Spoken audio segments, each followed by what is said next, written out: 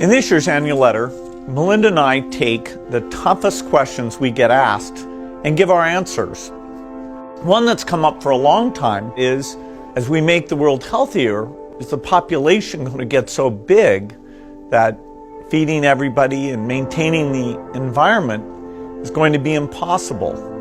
Here we can see a chart that looks at the total world population over the last several hundred years. And at first glance, this is a bit scary. We go from less than 1 billion in 1800, and then 3, 4, 5, 6, and 7.4 billion where we are today is happening even faster.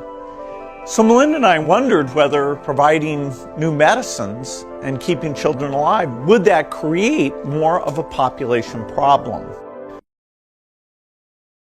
So you've got a thing on the left, CO2, that you want to get to zero. And that's going to be based on the number of people, the services each person's using on average, the energy on average for each service, and the CO2 being put out per unit of energy. So let's look at each one of these and see how we can get this down to zero.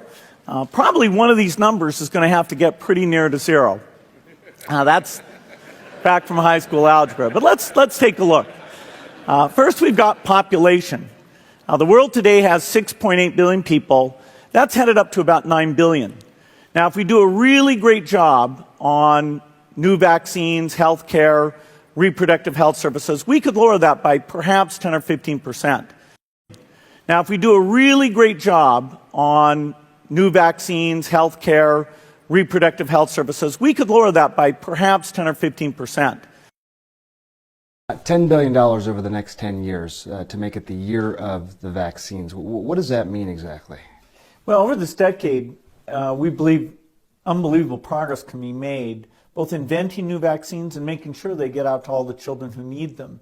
The benefits there in terms of reducing sickness, reducing the population growth, it really allows a society a chance. The benefits there in terms of reducing sickness, reducing the population growth, it really allows a society a chance.